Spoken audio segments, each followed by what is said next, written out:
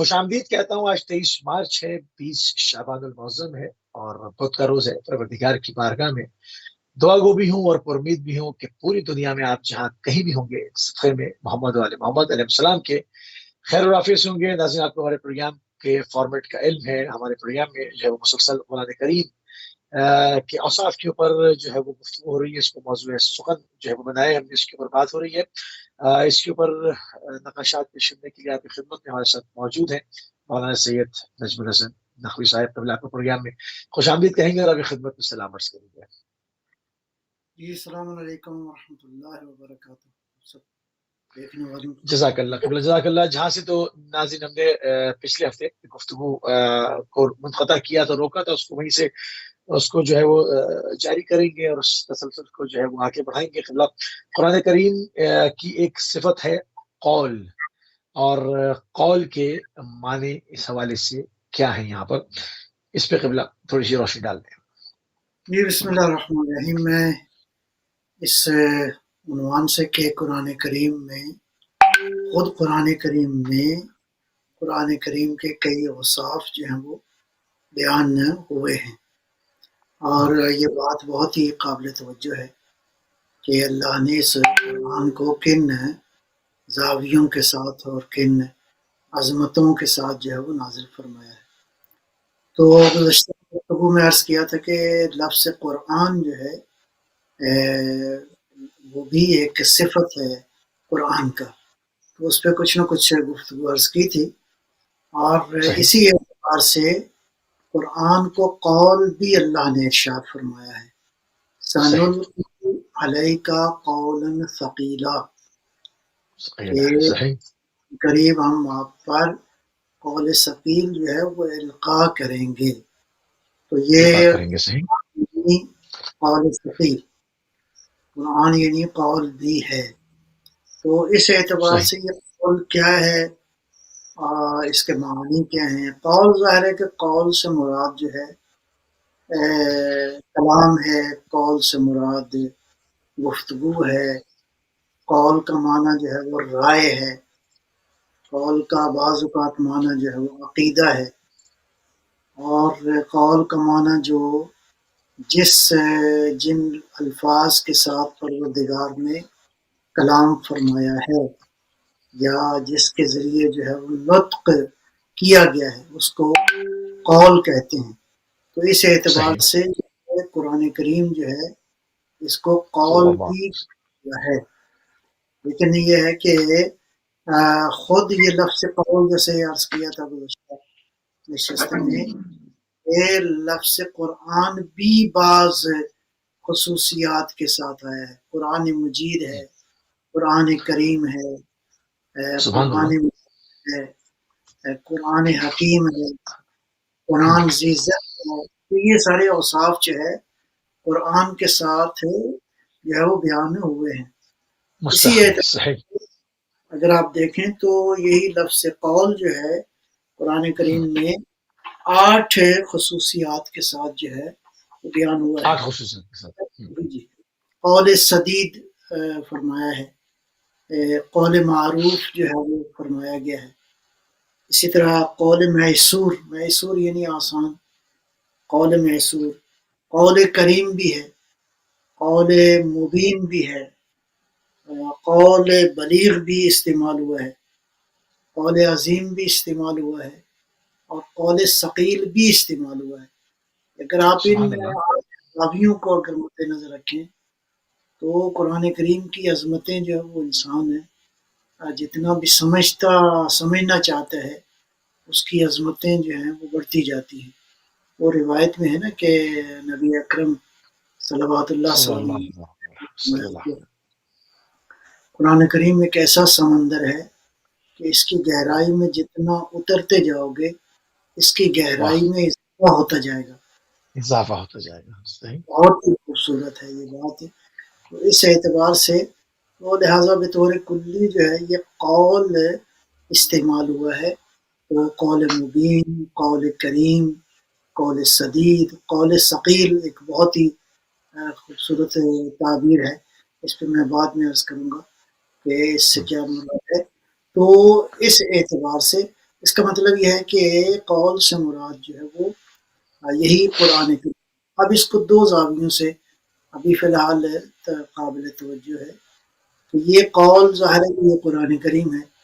سنلقی علیک قولا ثقیلا، اے حبیب ہم نے آپ محمد قریب آپ کی طرف قول ثقیل جو ہے وہ القاء کریں گے. یا ایک جگہ ارشاد فرمایا انہ لقول رسول کریم، یہ قول صلی کس اللہ کا؟ علیہ وسلم. رسول کریم کا قول ہے. اگرچہ یہاں پہ دو طرح کے اقوال مفسرین نے بحث کیے ہیں. رسول کریم سے مراد رسول کریم کون ہے؟ بہرحال ہماری رائے یہی ہے بنابر بعض دلائل کے کہ اس سے مراد رسول کریم کا قول ہے. یعنی صلی اللہ اللہ علیہ وسلم. نے جو ہے وہ القاء فرمایا اپنے حبیب کی جانب، اور حبیب خدا صلی اللہ علیہ وآلہ صلی وسلم اللہ علیہ وآلہ وسلم. اللہ وسلم. اور رسول کریم نے قول کریم جو ہے وہ بیان کیا ہے. تو بہت ہی یہ خوبصورت جو ہے پہلو ہے، قابل توجہ ہے. سبحان اللہ. وہ لفظ قول جو ہے اس اعتبار سے قرآن کریم میں جو ہے وہ استعمال ہوا ہے. اب اگلے مرحلے میں اگر دیکھا جائے تو اسی روٹ ورڈ سے قول کا جو روٹ ورڈ ہے یہ قرآن کریم میں 332 بار جو ہے قل کی شکل میں آیا ہے. واقل، فاقل، قل کی شکل میں. 5 تو صورتیں ہیں جن کی ابتدا میں جو ہے وہ قرآن کریم نے بیان فرمایا ہے. بسم اللہ الرحمن الرحیم قل هو اللہ احد، یا بسم اللہ الرحمن الرحیم قل یا ایھا الکافرون. یہ 5 صورتوں کے شروع میں آیا ہے. باقی جو موارد ہیں بہت ساری آیات کے آغاز میں یہ لفظ قل جو ہے وہ اللہ تعالیٰ نے استعمال فرمایا ہے. تو یہ جو 332 بار ہے اس میں 2 بار لفظ قل جو ہے وہ خطاب ہوا ہے حضرت نوح علیہ السلام کو، اور ایک بار حضرت موسیٰ علیہ السلام کو. تو یہ باقی اگر حساب کیا جائے تو باقی جتنی بار لفظ قل آیا ہے یہ حبیب خدا خاتم الانبیاء صلی اللہ علیہ صلی وآلہ اللہ وسلم علیہ وسلم. کو اللہ نے خطاب فرمایا ہے. قرآن کریم ظاہر ہے کہ اس کو اگر وہ ایک اور جو ابھی گزشتہ کئی سال سے قرآن کریم کے لفظوں اور اس کے اعداد کے حوالے سے جو بحث ہو رہی ہے وہ بھی بہت ہی خوبصورت اور مختلف اینگل ہیں اس کے. تو یہ لفظ قل جو ہے قرآن کریم میں 332 بار آیا ہے. اور 332 بار. اللہ. قالو یعنی انہوں نے کہا، جواب دیا. گویا خدا قل کہہ رہا ہے، اور قالو جو ہے وہ بھی غالباً یہی 332 بار ہے. یعنی جتنی بار اللہ نے قل کہا ہے آگے سے جواب جو ہے وہ قالو ہے. تو یہ ایک بڑا ایک خوبصورت سا نقطہ ہے. لیکن جو بات قابل توجہ ہے ان 332 بار جو لفظ قل آیا ہے یہ زیادہ تر مدنی صورتوں میں لفظ قل جو ہے زیادہ تر مکی صورتوں میں لفظ قل جو ہے وہ استعمال ہوا ہے. 227 ٹائمز جو ہے مکی صورتوں میں استعمال ہوا ہے لفظ قل، اور مدنی صورتوں میں 102 بار استعمال ہوا ہے. تو اس میں بھی کئی معانی اور کئی مفاہیم ہیں کہ زیادہ بار مکی صورتوں میں اللہ نے قل کیوں کہا ہے اور نسبتاً جو ہے وہ کم تعداد میں قل جو ہے وہ مدنی صورتوں میں کیوں آیا ہے. بہرحال یہ تفسیری مطالب ہیں. تو میں فی الحال آپ کے اس سوال کے جواب کی روشنی میں قل کے معانی کیا ہیں، تو یہ مختلف پہلو ہیں اور یہ اتنی تعداد میں قل جو ہے وہ استعمال ہوا ہے. اس اعتبار سے دیکھا جائے تو یہ لفظ قل جو ہے پروردگار نے، البتہ ایک اور بحث بھی ہے ترتیب نزول کے اعتبار سے جو پہلی صورتیں ترتیبی اعتبار سے نازل ہوئی. ایک تو وہ ہے جو ابھی اس وقت عالم اسلام میں جو قرآن کریم موجود ہے یہ وہ نزول کی ترتیب نہیں ہے. نبی اکرم صلوات اللہ علیہ کی ترتیب میں سورۃ الحمد جو ہے وہ پہلا سورہ ہے، سورہ بقرہ جو ہے وہ دوسرا سورہ ہے، لیکن ترتیب نزول کے اعتبار سے یہ نازل ہونے والی ترتیب اس طرح نہیں ہے. تو یہ بھی کہا گیا ہے کہ پہلی جو 17 صورتیں جو نازل ہوئیں ان میں لفظ قل نہیں تھا، اس کے بعد یہ لفظ قل آیا ہے. تو اس اعتبار سے یہ لفظ قول، قالو، قل، فقل، وقل، یہ جو ہے وہ بہت ہی قابل توجہ ہے. اور انشاءاللہ ہم آگے بڑھ کے دیکھیں گے کہ اس میں اللہ تعالیٰ نے قرآن کریم میں کیا حکمتیں جو ہیں وہ پوشیدہ سبحان اللہ. رکھی.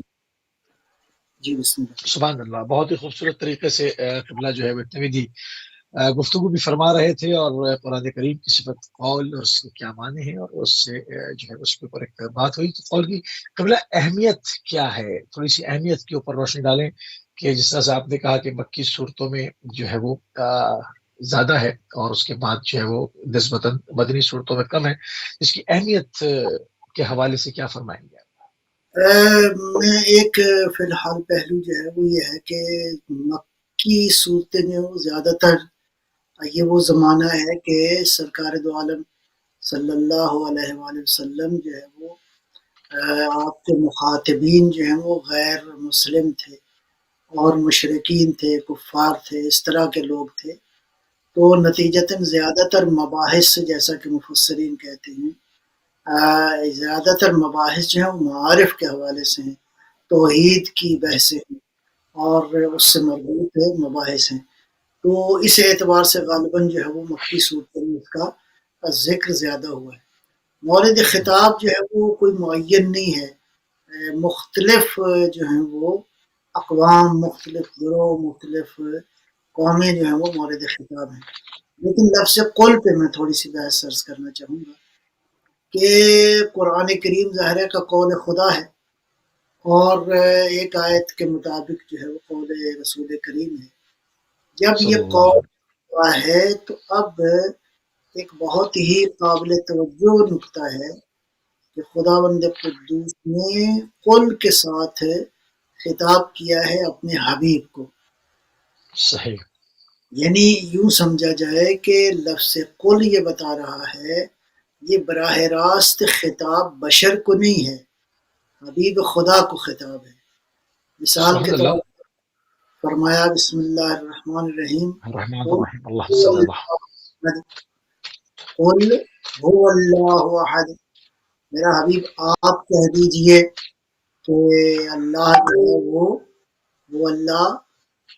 اللہ احد ہے.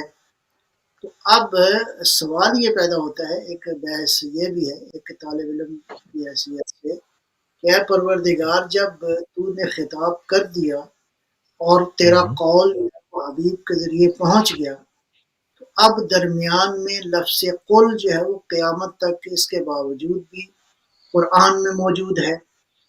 یعنی اگر مطلب دیکھا جائے تو قل هو اللہ احد میں اصل مطلب کیا ہے؟ اللہ احد یا هو اللہ احد.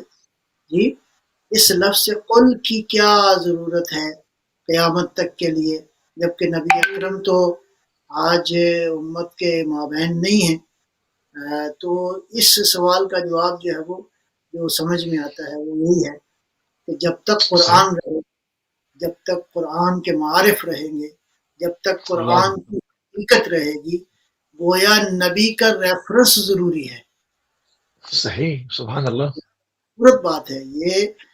لفظ قل بتا رہا ہے کہ پیغمبر موجود ہیں.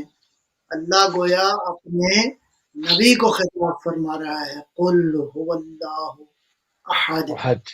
اللہ سبحان اللہ. الصمد.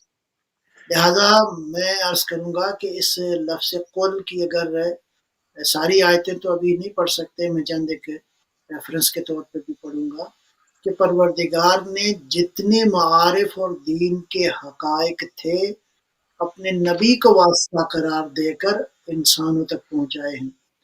اب پیغمبر اکرم جو ہے ڈائریکٹ مورد خطاب ہیں، لہٰذا اس کا مطلب یہ ہے کہ خدا ڈائریکٹ اگر کسی سے خطاب کرے تو وہ ذات مصطفیٰ ہے، کوئی اور نہیں ہے. صلی اللہ علیہ وآلہ وسلم. اللہ وسلم. یعنی جو اللہ سے براہ راست خطاب کا تحمل رکھتا ہے جو براہ راست خداوند قدوس کے کلام اور اس کے قول اور اس کے حکم کو لے سکتا ہے، اور وہ ذات جو وہ ذات گرامی ہے، نبی مکرم ہیں صلوات اللہ وسلم علیہ۔ اچھا، اس پہ بات اور بھی کریں گے اس نقطے کے اوپر، تو میں چند ایک آیتیں جو ہیں وہ آپ کی خدمت میں عرض کرتا ہوں۔ آپ دیکھیں کہ کس قدر متنوع موضوعات ہیں جس کو خداوند قدوس نے اس لفظ قل کے ساتھ، مادہ قول کے ساتھ بیان فرمایا ہے۔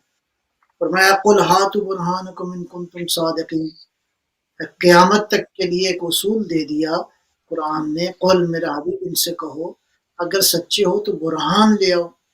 اس کا مطلب ہے ہر وہ شخص جو اپنا عقیدہ، اپنی رائے، اپنی فلسفی، اپنا سکول، اپنا مذہب، اپنا کلام پیش کرنا چاہتا ہے تو اس کو دلیل کے ساتھ بات کرنی چاہیے۔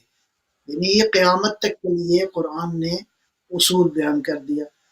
یا ارشاد فرمایا قل ان ہدی اللہ هو الہدی، میرا حبیب ان سے کہو کہ ہدایت وہی ہے جو اللہ دیتا ہے، یعنی ہدایت نہیں ہے جو اپنی مرضی سے تلاش کرو۔ کیا نورانی اصول ہیں، کیا خوبصورت جو ہے وہ اصول ہیں۔ یا ارشاد فرمایا قل سیروا فی الارض، جاؤ ان سے کہو کہ یہ زمین میں سیر کریں اور اس سیر سے دیکھیں کہ اس کائنات کے حقیقتیں کیا ہیں، قوموں کا ماضی کیسے گزرا ہے، قوموں نے کس طرح زندگی جو ہے وہ گزاری ہے۔ یا اس طرح ارشاد فرمایا قل اننی ہدانی ربی الی صراط مستقیم، یہ بڑی خوبصورت آیت ہے کہ میرا حبیب ان سے کہو کہ میں ہدایت پر ہوں، یہ میرے اللہ نے مجھے ہدایت کی ہے۔ کس پر؟ صراط، یعنی صراط ہوں تو یہ خدا، اس کا مطلب ہے اس میں کوئی شک نہیں ہے، ہدایت کا بنیادی ترین مرکز اور منبع اور سورس اور سرچشمہ اور آغاز جو ہے وہ مبدا جو ہے وہ اللہ کی ذات ہے۔ تو نبی اکرم اگر صراط مستقیم کی طرف ہدایت یافتہ ہے تو پیغمبر، بلکہ قرآن نے تو سورہ یاسین میں ارشاد فرما دیا بسم اللہ الرحمن الرحیم یاسین والقرآن الحکیم انک لمن المرسلین علی صراط، یعنی صراط مستقیم کی حقیقت جو ہے وہ رسول اکرم کی ذات بابرکت ہے۔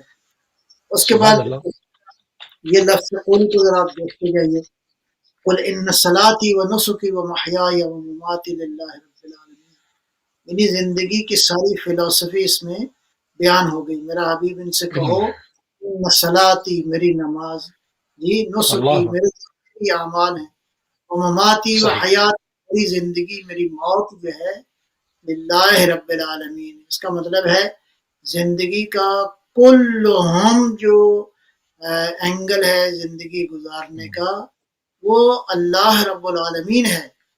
یعنی بھی الفاظ دیگر یہ میسج پہنچا رہا ہے پروردگار اپنے حبیب کے صدقے میں کہ اصل زندگی کا ہدف اور اس کا جو پلاننگ ہے وہ اس کی بنیاد اور اس کی فاؤنڈیشن جو ہے وہ یہ ہونی چاہیے۔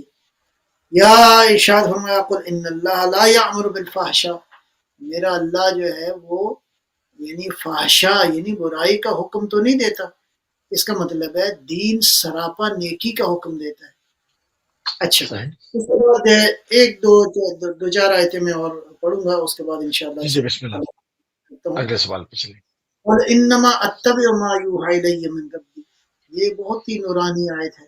میرا حبیب ان سے کہو کہ میں اتباع کرتا ہوں، کس کی؟ وحی کی اتباع کرتا ہوں، یعنی پیغمبر اکرم کی ذات اقدس جو ہے ان کی ساری زندگی وحی الہی کے سانچے میں ڈھلی ہوئی ہے۔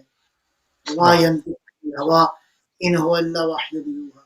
البتہ اس کو بھی تھوڑا سا مطلب ذرا عرض کر دوں، ایسا نہیں تھا کہ پیغمبر کھانا کھاتے تھے تو وحی آتی تھی، پیغمبر اکرم سفر کرتے تھے جب تک وحی نہیں آتی تھی تو سفر نہیں کرتے تھے، یا مثال کے طور پر زندگی کے سینکڑوں امور جو انسان روزانہ انجام دیتا ہے، آیا یہ سب کے سب وحی کا انتظار کرتے تھے؟ نہیں، ایسا نہیں ہے۔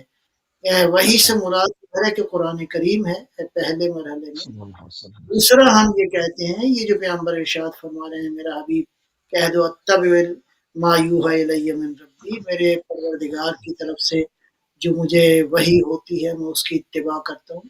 گویا اتباع بھی کرتا الفاظ ہوں. دیگر قرآن کریم کے سائے میں ڈھلی ہوئی، یعنی وہی الہی کے سانچے میں ڈھلی ہوئی زندگی تھی سرکار ختم مرتبت صلی اللہ علیہ صلی وآلہ اللہ وسلم. علیہ وآلہ وسلم. حضور کی زندگی کا لہجہ لہجہ جو ہے وہ مشیت الہی سے خالی نہیں ہے.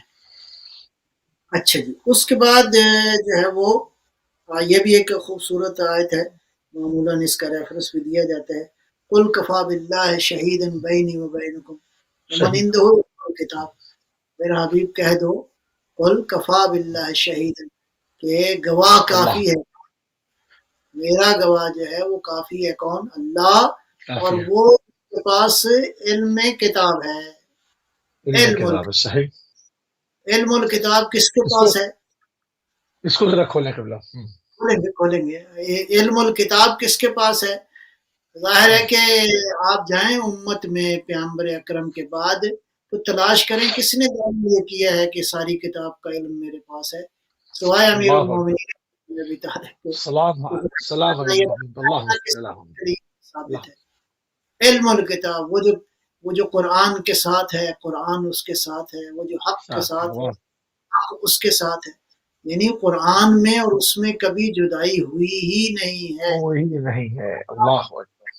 یہ قرآن کا دعویٰ ہے کہ جو پوچھنا ہے پوچھ لو مجھ سے، کہ میں سارے علوم کا منبع اور سرچشمہ ہوں.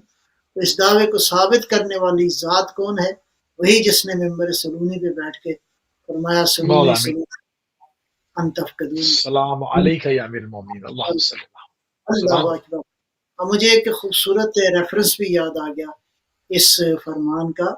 کہتے ہیں مولا امیر المومنین صلوات اللہ سلام اللہ علیہ مسجد کوفہ میں ایک مقام پر کھڑے ہو کے، ابھی تازہ ہی ہم زیارات بھی کر کے آئے ہیں، تو بہت ہی اللہ تعالیٰ سب کو نصیب فرمائے. تو ایک مقام پہ کھڑے ہو کے یہ جملہ ارشاد فرمایا، پوچھ لو مجھ سے جو پوچھنا ہے، میں زمین کی راہوں سے آسمان کی راہوں کو بہتر جانتا ہوں. تو کہتے ہیں کہ اللہ فرد شخصیت اٹھی اور کہا یا علی یہ فرمائیں کہ جبرائیل کہاں پہ ہیں. اللہ اللہ ہو. اکبر. واہ. اب دعویٰ تو چھوٹا نہیں تھا نا، دعویٰ تھا میں آسمان کی راہوں کو بہتر جانتا ہوں. تو امیر المومنین نے چار جہات میں اوپر سب طرف جو ہے وہ نگاہ فرمائی. نگاہ فرمانے کے بعد فرمایا کہ یا تم ہو یا میں ہوں. تو میں تو نہیں ہوں، بس تم جبرائیل ہو. تو کراتے ہوئے جبرائیل وہاں سے پرواز کرتے ہوئے نکلے، یہاں تک کہ جو ہے وہ مسجد کوفہ کی چھت جو ہے ایک بار پھٹی، اس میں کریک آیا اور دوبارہ وہ چھت جو ہے جڑ گئی، تاکہ کل کو یہ نہ کہیں کہ علی نے کوئی جو ہے وہ جادو کیا ہے، پتہ چلے کہ نہیں جبرائیل ہی تھے. تو اس کا مطلب یہ ہے کہ یہ اسی قل کے اندر یہ نورانیت پائی جاتی ہے. قل کفا باللہ شہید وبینکم ومن عنده علم الکتاب. اسی طرح اس قل میں اگر آپ آ جائیں تو قل جو ہے وہ اس میں بہت سارے مطالب جو ہیں وہ موجود ہیں. اس میں ایک آیت جو میں فی الحال ابھی عرض کروں گا وہ کیا ہے؟ قل لا اسألکم علیہ اجر الا المودۃ فی القربہ. القربى. کے ساتھ اللہ نے کتنے نورانی احکام، کتنی نورانی حقیقتیں بیان فرمائی، کتنی نورانی مسائل کو اللہ تعالیٰ نے واضح فرمایا. میرا حبیب ان سے کہہ دو قل لا اسألکم علیہ اجرا الا المودۃ، رسالت کا اجر میں تم سے نہیں چاہتا سوائے میرے قربا کی جو ہے مودت ہے. تو یہ وہی اقربا ہے. مودت جو ہے ایکول ٹو رسالت، اور وہ رسالت عمومی رسالت نہیں، ختم نبوت جس کا جو ہے وہ وزن جو ہے اس بات کے اندر نہیں ہو سکتا. اسی قل میں جو ہے وہ ایک اور جو قل بھی ہے، قل ان کنتم تحبون اللہ فاتبعونی یحببکم اللہ. قل ان کنتم تحبون اللہ، اگر میرا حبیب ان سے کہو کہ تم اگر اللہ کی محبت کے دعوے دار ہو تو اللہ کی محبت میری اتباع کے بغیر ممکن نہیں ہے. یعنی خدا کی محبت جو ہے وہ بغیر رسول اللہ کے، بغیر صلی اللہ علیہ وآلہ وسلم کے اور آج اچھا، جب کی یہ تمام چیزیں اتنی کلیئر بیان ہوئی ہیں کہ جس کے پاس علم کتاب ہے اور مولا امیر المومنین کی ذات سب کے سامنے ہے اور اس کا انکار بھی کوئی نہیں کرتا کہ وہ جو ہے وہ سرونی سرونی کی صدا لگاتے رہے، تو پھر بعد رسول جو جانشینی کا معاملہ ہے، تو ایک عالم کے ہوتے ہوئے، ایک اتنے فاضل کے ہوتے ہوئے، مطلب کیوں امت جو ہے وہ سرگردانی کا شکار ہوئی ہے، کیوں بہرحال تسلیم نہیں کر پائے؟ امت کو ہم فی الحال یہ کہہ سکتے ہیں کہ ذرا توجہ کریں. ہم امت تک اپنی بات کو ہمارا فرض ہے کہ ہم اپنی بات کو امت تک پہنچائیں. جیسے قرآن میں ابھی میں نے آپ کی خدمت میں آیت پڑھی ہے، قُلْ هَاتُوا بُرْهَانَكُمْ إِن كُنتُمْ صَادِقِينَ، اگر تم سچے ہو تو برہان کو لے کر آؤ، دلیل کو لے کر آؤ. بہرحال یہ صدیوں سے مسائل رہے ہیں. میں سمجھتا ہوں کہ یہ جو مولانا نے ارشاد فرمایا تھا نا کہ سَتُعْرَفُ سَرَائِرِ غَدًا، میرے اسرار کل کھلیں گے، تو وہ کل آ گیا ہے کہ آج واقعی جس انداز سے دنیا کے اندر آپ آسانی سے اپنے میسج کو پہنچا سکتے ہیں، وہ اس کے ذریعے ہمیں ضرورت ہے کہ ہم اپنے میسج کو اہل بیت علیہ السلام کے پیغام کو جو ہے وہ پہنچائیں. میں یہاں پہ ایک اور آپ کے سوال کی روشنی میں عرض کروں گا کہ یہ جو اللہ نے ارشاد فرمایا، ابھی بحث ہوئی کہ قول جو ہے مختلف اوصاف کے ساتھ ہے، قول مبین ہے، قول کریم ہے، قول سدید ہے، کیا قول میسور ہے، یہ قول معروف ہے. تو اسی طرح قول ثقیل ہے. قول ثقیل کو ذرا دیکھیے گا، میں اس پہ ذرا بسم تھوڑی اللہ. سی گفتگو چاہوں گا. قول ثقیل یعنی وہ کلام جو بہت ہی سنگین ہے، ہیوی ہے. سخت ہے. سَنُلْقِي عَلَيْكَ قَوْلًا ثَقِيلًا، یہ قرآن جو ہے قول ثقیل ہے، یعنی بہت صحیح. ہی سنگین ہے. تو سنگین. قرآن خود ارشاد فرما رہا ہے، اللہ ارشاد فرما رہا ہے کہ اگر ہم اس کو پہاڑوں پہ نازل کرتے تو یہ پہاڑ ریزہ ریزہ ہو جاتے. اللہ آپ کو اکبر. سنگینی سمجھ میں آ رہی نا؟ قرآن جب خود یہ فرما رہا ہے اور اللہ فرما رہا ہے کہ اگر ہم اس کو پہاڑوں پہ نازل کرتے تو یہ پہاڑ ریزہ ریزہ ہو جاتے. اس کا مطلب یہ ہے کہ قرآن کتنا سنگین ہے.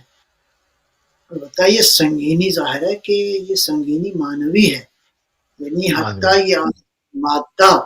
یہ تو آیت اللہ جوادی عاملی ارشاد فرماتے ہیں کہ یہ جو ہے اللہ نے فرمایا کہ پہاڑوں کی مثال دی، انسان کی نگاہ میں پہاڑ سب سے زیادہ سنگین ہے. وہ فرماتے ہیں سارا عالم مادہ کہاں تک ہے اس کائنات میں؟ آپ حساب لگائیں، ابھی تک تو حساب بھی نہیں لگایا جا سکا. جی ہاں، بڑی رہی کہتے ہیں کہ عالم مادہ جو ہے وہ سارے کا سارا اگر قرآن کریم اپنی حقیقت میں نازل ہو جائے تو عالم مادہ تحمل نہیں رکھتا قرآن کو لینے کی. اللہ اکبر. اللہ ہے نا کہ اللہ. ہم نے زمین و آسمان پہ اپنی امانت کو پیش کیا تو سب نے معذرت کر لی. یہ خود یہ چیزیں بتا رہی ہیں کہ قرآن کریم کس قدر قول ثقیل ہے، کس قدر قول ثقیل ہے، کس قدر سنگین ہے، کس قدر بھاری ہے اس کا مضمون اور اس کے مطالب. اچھا، سبحان اللہ. قول ثقیل ہے تو آیا پروردگار یہ قول ثقیل جو فرما رہا ہے کہ ہم یہ بھیجیں گے آپ کی طرف، اس کا مطلب ہے قول ثقیل کو لینے والا کیسا ہونا چاہیے؟ اللہ اکبر. کوئی ہلکی جس کا شخصیت ہو. یعنی پوری کائنات مل کے جس چیز کا تحمل نہیں کر پا رہی ہو، اس کے سینے کا بس کیا ہوگا. سبحان اللہ. اللہ اکبر. اس کا مطلب ہے خداوند قدوس نے قول ثقیل کو ایسی شخصیت کی طرف بھیجا جو اس ثقیل کو برداشت کر سکے، یعنی ثقیل کو اللہ نے ثقل کی طرف بھیجا. اور اب یہ سلسلہ جاری ہے. اب قرآن تو موجود ہے، جب قرآن موجود ہے تو کوئی ایسی ثقیل شخصیت چاہیے جس قرآن کو اپنے وجود میں سمیٹے ہوئے ہو. اللہ اکبر، بات پہ آپ توجہ فرمائیں کہ اللہ نے قول ثقیل کو ثقیل شخصیت کی طرف جو ہے وہ بھیجا، اور وہ سب سے پہلی شخصیت وہی ہے جن کے سینہ مطہر پر اللہ نے انا انزلناہ فی لیلۃ القدر، للۃ یعنی القدر، اس قرآن کو جو ہے وہ نازل فرمایا۔ اب یہ جو پیغمبر ارشاد فرما گئے اور یہ حدیث متواتر ہے، انی تارک فیکم الثقلین، قابل کتاب توجہ اللہ، ہے، واہ، میں جو ہے دو ثقل چھوڑے جا رہا ہوں۔ اس کا مطلب ہے یہ واہ، دونوں ثقل ہم وزن ہیں، بہت خوبصورت بات ہے، سبحان اللہ غبرہ، بے شک ایسی ہے، دونوں ثقل جو ہیں، قرآن بھی ثقیل ہے، اہل بیت بھی ثقیل ہیں۔ تو اللہ کے نبی نے ارشاد فرمایا، ظاہر ہے کہ صلی اللہ قرآن علیہ وسلم، ہے ہی ہے، تو جب تک یہ قرآن رہے گا ایک ثقل رہنا چاہیے نبی علیہ الصلوۃ والسلام کی عطرت طاہرہ میں سے، ٹھیک ہے جی۔ سبحان اللہ، پہلی شخصیت جو کہ ثقلین کا مصداق ہے، امیر کائنات صلوات اللہ سلام اللہ علیہ ہیں، مولا امیر المومنین، اللہ صلی اللہ، وہ جو جس کے پاس علم الکتاب ہے، اللہ وہ جو اکبر، ہستی جو قرآن کی حقیقت ہے، وہ جو ہستی جو قرآن ناطق ہے، وہ ہستی جو قرآن کے ساتھ ہے، قرآن اس کے ساتھ ہے، تو پیغمبر اکرم پہلے مرحلے میں یقیناً ان تمام تر اوصاف کے مالک ہیں، لہذا نبی اکرم کے بعد قرآن جیسی ثقیل کتاب موجود ہے، تو کوئی ایسا ثقل، ایسا سینہ، ایسا وجود چاہیے جو قرآن ناطق ہو۔ انی تارک فیکم الثقلین، کتاب اللہ کتاب و اللہ، عطرت، وائٹ رہتی، ایک قرآن ہے، دوسرا عطرت طاہرہ ہے۔ بس یہ سبحان اللہ، بات گئی کہ اللہ نے اس کو قول ثقیل قرار دیا ہے، یہ بے قول شک، قول ثقیل ہے، اس قول ثقیل کو کوئی ثقیل شخصیت جو ہے وہ تحمل کر سکتی ہے، وہی تحمل کر سکتا ہے، بالکل صحیح، اس کی ساری حقیقتوں کو جو ہے وہ درک کر سکتا ہے، وہی انسان۔ اب بالکل آپ صحیح۔ دیکھیں اچھا، اس کا استعمال، اس کا جو استعمال ہے وہ اور کن کن ترکیبوں کے ساتھ ہوا ہے، اس کو بھی شامل کیجیے گا تھوڑا اپنی بات میں۔ جی میں عرض کرتا ہوں، تو اب اس اعتبار سے قرآن ایک جگہ ارشاد فرمایا، افلم یدبر القول، کہ کیا تم قول پہ تدبر نہیں کرتے؟ در حقیقت اس قول ثقیل کو سمجھنے کی ضرورت ہے۔ میں ایک نقطہ کہہ کے تو آگے بڑھوں گا اپنی بات کو لے کر، وہ کیا ہے؟ دیکھیں، قل هو اللہ احد پہ ذرا قابل توجہ ہے یہ آیہ مبارکہ، قل هو اللہ احد، حبیب آپ کہہ دیجئے وہ، یہ ہو جو ہے، یہ ہو جو ہے، یہ ہو جو ہے، اس کے بارے میں علماء اور رفاع کی سمجھ اور بصیرت کے مطابق یہ ہو خداوند عالم پروردگار متعال کی ذات سبحان اقدس اللہ، کی طرف اشارہ ہے۔ اللہ وہ جو ہو ہے، ہو یعنی وہ یعنی جو پوشیدہ ہے، مشید ہے، وہ وہ تو اسی کو کہتے ہیں نا، وہ کا اشارہ تو اس کی طرف ہوتا ہے جو سامنے نہ ہو، جو سامنے نظر نہ آتا ہو۔ اس تھرڈ پرسن کے کائنات لیے، میں اللہ کتنا پوشیدہ ہے، اللہ کتنا غیب ہے، خداوند عالم غیب مطلق ہے، اللہ بے شک کیا ایسی ہے؟ ہے، غیب مطلق، ایبسولوٹ ہڈن جس کو کہنا چاہیے، وہ جو جی، ایبسولوٹ ہڈن ہے جس کا وجود اقدس، ٹھیک ہے جی، وہ ہو یعنی وہ جو غیب مطلق ہے۔ غیب مطلق نے کس سے رابطہ کیا ہے؟ اللہ اکبر، یہ قابل توجہ ہے، واہ، وہ جو غیب مطلق ہے اس کو خطاب کر رہا ہے، اس کو خطاب کر رہا ہے جو غیب مطلق، اسی سے خطاب کرے گا جو اس خطاب کی ہمت رکھتا ہو۔ اللہ، واہ، یعنی خوبصورت بات، غیب مطلق کا خطاب کس سے ہو سکتا ہے؟ زمین و آسمان تو یہ برداشت نہیں کر سکتے اس کے قول کو، واہ، اس کا مطلب ہے کہ کوئی ایسا ہو جو حقیقت میں نور خدا کا جلوہ ہو، واہ سبحان اللہ، بے شک حقیقت میں نور الہی کا تسلسل ہو، مخلوق اول، نور اول، حقیقت اول، وہی ذات ہے، ذات مصطفیٰ سبحان صلی اللہ، سبحان اللہ اللہ صلی علیہ اللہ علیہ وآلہ وسلم، اللہ وسلم۔ ہوں کا مورد خطاب کون ہو سکتا ہے سوائے اس ہستی کے جو نور اول ہے؟ اس اعتبار سے جب اللہ فرما رہا ہے قل هو اللہ احد، اس واہ غیب مطلق نے جب خطاب کیا اپنے حبیب کو، تو اس غیب مطلق کی حقیقتیں کون بیان کر سکتا ہے؟ وہی جو وہاں تک اس کی رسائی ہے۔ اللہ احد، اللہ جو ہے وہ احد ہے۔ کیسا بے شک احد؟ جو ہے وہ نیومیریکل احد نہیں ہے، 1 2 3 4 والا احد۔ نیومیریکل احد کا مطلب یہ ہوتا ہے کہ جب ایک ہو تو گنجائش ہوتی ہے ایک اور آ جائے، اور آ جائے، دو ہو بالکل گئے، ایسے ہی، واہ جب دو ہوں تو گنجائش ہوتی ہے کہ ایک اور آ جائے، تو ہو تین ہو جائے جائیں، 3۔ صحیح۔ تو اللہ کوئی نومیریکل احد نہیں ہے، واحد نہیں ہے، بہت نومیریکل خوبصورت بات، ماشاء اللہ، وہ ایک ہے، نہیں وہ ایسا ایک ہے کہ نہ اس سے پہلے کوئی ہے نہ اس کے بعد کوئی ہے، بات کوئی ہے، سبحان اللہ سبحان اللہ، واہ واہ واہ، جہاں وہ اپنی ذات میں یکتا ہے، وہ اپنی ذات اللہ میں اکبر، احد ہے۔ اب وہ ذات جو اپنی ذات میں احد ہے، وہ جو غیب مطلق ہے، وہ اسی کو خطاب کرے گا جو مخلوقات میں احد ہے۔ اللہ اکبر، سبحان اللہ، قبلہ بہت خوبصورت بات ہے، ماشاء اللہ، جو مخلوقات میں احد ہے، یعنی نبی اکرم کی ذات بھی ایسی احد ہے، ایسی سبحان ایک اللہ، ہے، نیومیریکل ایک نہیں ہے۔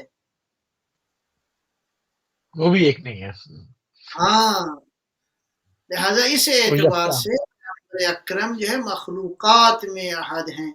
یکتا ہے، سبحان اللہ سبحان اللہ، اس کے بعد اگر کوئی وہ ہستیاں جن کے سینے میں قرآن ہے، وہ بھی اسی طرح ہی ہیں، جس طرح قرآن احد ہے اپنے وجود میں، قرآن کریم احد ہے اپنے وجود میں، بے جی شک، بحثیت مخلوق کہہ لیں، تو اللہ احد ہے بحثیت خالق۔ صحیح، اللہ احد ہے بحثیت خالق، اس جیسا خالق، اس کوئی جیسا نہیں، وجود تصور بھی نہیں ہے، تصور بھی نہیں ہے، تصور نہیں ہو صحیح، سکتا۔ نتیجتاً اب آ جائیں، آگے بڑھتے ہیں، آگے بڑھتے ہیں تو اللہ نے مخلوقات میں، یہ تو قول ثقیل ہے، اب قول ثقیل کو ہر مخلوق کو نہیں دیا جا سکتا، بالکل اسی صحیح، کو دیا جا سکتا ہے جو احد ہو، اور اس کے بعد یہ قرآن وہیں رہ سکتا ہے جن کے بارے میں پیغمبر یہ ارشاد فرمائیں کہ میں ان سبحان سے اللہ، ہوں مجھ سے ہیں، جن کے بارے میں فرمائیں کہ حسن مجھ سے ہے میں حسن سے ہوں، جن کے سبحان اللہ، بارے میں فرمائیں کہ حسین مجھ سے ہے میں حسین سے ہوں۔ اگر اس قول ثقیل کو ہی لیا جائے اور جس طرح سے آپ نے اس کے اوپر بحث کی ہے، تو اس سے ہی یہ جتنے بھی لوگ امیر المومنین کے سامنے آ رہے ہیں سب باطل قرار پاتے ہیں، اور اگر کوئی مولا امیر المومنین کو چھوڑ کر کسی اور در پہ جا رہا ہے تو اس کا نتیجہ یہی نکلتا ہے کہ وہ قرآن کو آج تک نہیں سمجھا۔ اگر قرآن کا بہرحال تدبر کیا ہوتا تو واضح ہے، نشانیاں واضح ہیں، آپ کی خدمت میں کہ اب یہ قول جو ہے پروردگار نے بھیج دیا، القاء فرما دیا اپنے نبی کی جانب، ٹھیک ہے جی۔ صلی اللہ علیہ وسلم، صلی اور اللہ علیہ کیسے وسلم، کیسے نازل ہوا، یہ تو اب ایک بہت ہی خوبصورت اور ایک نورانی بحث ہے، اسی گفتگو میں انشاءاللہ آئے گا، اس پہ بھی بحث آئے گی۔ تو قول ثقیل آ گیا، اب اس قول کو بیان کرنے والی ہستی کون ہے؟ یعنی یہ بہت ہی خوبصورت ایک یعنی نورانی یعنی ایک طرف اس چیز کو جس کو پہاڑ نہیں اٹھا پا رہے، علم کتاب کا پورا علم ایک کے سینے پر ہے، عالم مادہ نہیں اٹھا اور سکتا، اور اور اور اور اور سامنے لایا جا رہا ہے بعض ایسی شخصیات جو زندگی گزر گئی، سورہ بقرہ یاد نہ ہوئی، تو مطلب یہ تو تاریخ حقیقتیں بھی ہے نا سامنے، اس کو جھٹلایا تو نہیں جا سکتا۔ اب یہ ہے کہ قول ثقیل آیا کس کے پاس؟ جو خود ثقیل ہے. سبحان اللہ قبلہ، ماشاء اللہ. آپ کو قیامت تک اس قول ثقیل نے رہنا ہے. اس قول ثقیل کے لیے کسی ثقیل وجود کا ضرورت ہے. واہ. تو وہی ہو سکتا ہے جو بالکل جو علم الکتاب کا عالم ہو. صحیح. ایک اور جو پہلو ہے وہ قابل غور ہے. بسم اللہ. خداوند اس نے اس کتاب الہی کو، اس اپنی کتاب کو، اس قول کو، اس قرآن کو شروع فرمایا ہے اپنی کس وصف کے ساتھ؟ بسم اللہ الرحمن الرحیم. الرحمن الرحیم ہے جی، وہ اللہ جو سبحان اللہ. رحمان الرحیم ہے. اب رحمان الرحیم کی رحمت واسعہ جس کا کوئی کنارہ نہیں ہے، اس کے اوصاف اسی کی طرح ایبسولوٹ ہیں، جس طرح اس کی ذات ایبسولوٹ ہے، اس کے جتنی واہ. کوالٹیز ہیں وہ سارے کے سارے ایبسولوٹ ہیں. اللہ رحیم ہے، کتنا رحیم ہے ہم تو نہیں اس کو وہ کر سکتے. جان سکتے. خدا کی رحمت کتنی ہے. اچھا، خدا کی رحمت کا اب آپ دیکھیں، انداز دیکھیں. اللہ واہ. کی رحمت کا انداز یہ ہے کہ قول ثقیل اس نے ثقیل انسان کی طرف بھیج دیا. وہاں سے جب انسانیت کی طرف پہنچا تو ثقیل نہیں پہنچا. واہ واہ واہ، سبحان اللہ. بہت خوبصورت بات ہے. واہ. ٹھیک ہے نا؟ کیوں؟ انسانیت تو اس کا تحمل نہیں رکھتی تھی. جی ہاں، پہاڑ نہیں اٹھا یہ سکتے وزن. صحیح. انسانیت جو ہے وہ اس کے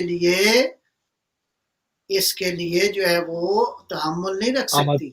ہاں، آمد باش نہیں ہے. اب صحیح. وہاں پہ قول کے یہ اوصاف چاہیے. کون سا؟ قول کریم چاہیے. واہ کیا خوبصورت واہ. ہے. قول ثقیل آیا ثقیل کی جانب، جی.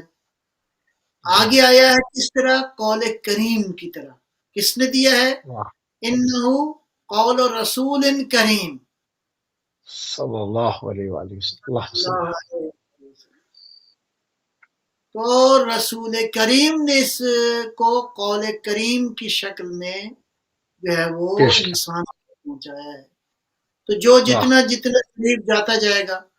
پھر قول میسور ہے. میسور یعنی بہت ہی آسان، یسر سے ہے. یہ یسر کے روٹ ورڈ سے ہے کہ واہ. اللہ فرماتا ہے کہ اس کو ہم نے بہت ہی آسان قول. پھر قول معروف بھی ہے، اس کو ہم نے قول معروف بنا کر تمہاری طرف بھیجا ہے. واہ. قول سدید، سدید یعنی استحکام، یعنی بہت ہی اسٹرانگ اور مستحکم قول. ایسا قول جس کو کوئی جھٹلا مستحکم نہیں ہے. سکتا. بالکل. سبحان اللہ. واہ، بہت خوبصورت بات ہے. اب اس اعتبار سے وہ جو ثقیل قول تھا، وہ جو اللہ نے ثقیل قول کو ایک ثقیل انسان کی جانب بھیجا، انسانیت کی طرف جب ہدایت کے عنوان سے آیا، تو یہی قول جو ہے قول بلیغ ہے، قول میسور ہے، قول واہ. کریم ہے، قول معروف ہے، قول سدید ہے، قول عظیم ہے، قول بلیغ ہے. جی، سبحان. اب اس کو اب یہ بلیغ ساری بنانے والے. جی، اب یہ ساری خصوصیات ہونی چاہیے رسول اللہ کا جو وارث ہو. اللہ اکبر، ان کا خوبصورت کلام ہے. قیامت بالکل تک کیسے جائے گا. واہ واہ واہ. ایسے ہی ایسے ہی. اب یہاں پر کسی کی شیروانی کسی کو نہیں آئے گی. اب وہی آئے گی جو خدا نے یعنی مختص کیا. واہ. رسول کریم چاہیے، رسول بلیغ چاہیے، رسول عظیم سبحان اللہ. چاہیے، رسول میسور چاہیے. وہ رسول جو انسانیت تک میسج پہنچائے. تو سبحان اللہ. کریم سبحان اللہ. وہ رسول میسج پہنچائیں تو بلیغ ہوں. ٹھیک ہے جی. اللہ. ہاں، تو رسول اکرم کے بعد کون ہو؟ جنہوں نے ثابت کیا کہ قرآن ہم سے جدا نہیں ہے. ہم قرآن سے جدا نہیں. واہ. نیزے پہ تو یہی ثابت ہوا نا. جی جی، نیزے پہ بھی ثابت ہوا، مسجد کوفہ میں بھی ثابت ہوا. کہاں کہاں ثابت نہیں ہوا. اب کوئی آنکھیں جی، بند رکھے تو اس کا تو کوئی علاج نہیں.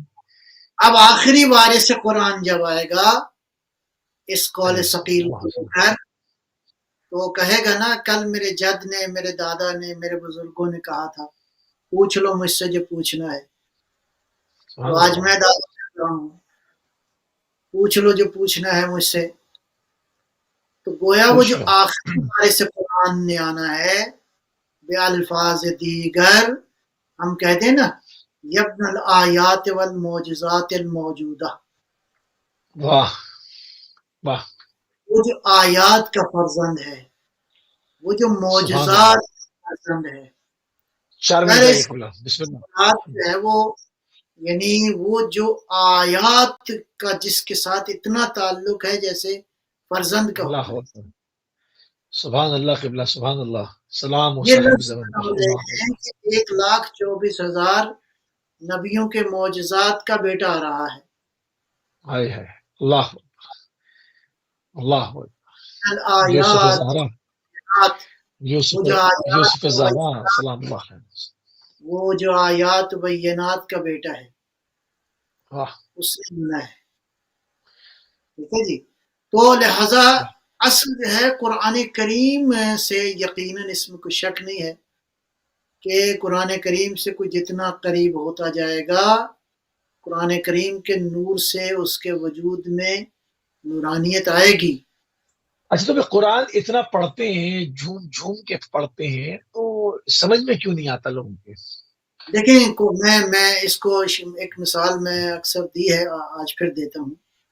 اس کی مثال ایسے ہے، دیکھیں قرآن کریم کی مثال تقریباً یوں سمجھیں سورج کے نور کی طرح ہے. سورج کا نور جو ہے اللہ تعالیٰ نے سورج کو 1.3 ملین ٹائمز زمین سے بڑا بنایا ہے. یعنی 13 لاکھ زمینیں ہوں تو ایک سورج بنتا ہے. ٹھیک ہے. جو بلب اللہ نے روشن فرمایا ہے، اب 13 ملین زمینیں اگر روشن ہوں تو کتنا نور ہونا چاہیے اللہ جی. تو سورج کا نور کتنا ہے اس کا کوئی حساب کتاب فی الحال نہیں ہے، کوئی سمجھ نہیں آتی کتنا نور ہے. اب سورج کا نور جو ہے کون کون اس سے فائدہ اٹھاتا ہے؟ بالکل. اس سے قبلہ فائدہ 1.5 منٹ اٹھاتا رکھ دیا. 1 منٹ مخلوقات کو. چل. جی چونٹی بھی اس سے فائدہ اٹھاتی ہے. واہ. چونٹی سے بڑی مخلوقات بھی فائدہ اٹھاتی ہے. انسان بھی فائدہ اٹھاتا ہے. ہاتھی واہ. جیسے بڑے جانور بھی فائدہ اٹھاتے ہیں. اس نور سے جو ہے وہ پہاڑ بھی فائدہ اٹھاتے ہیں. 30 اس سیکنڈ نور قبلہ. اس نور سے زمین بھی فائدہ اٹھاتی ہے. بہرحال یہ نظام شمسی اس نور سے فائدہ اٹھاتا ہے.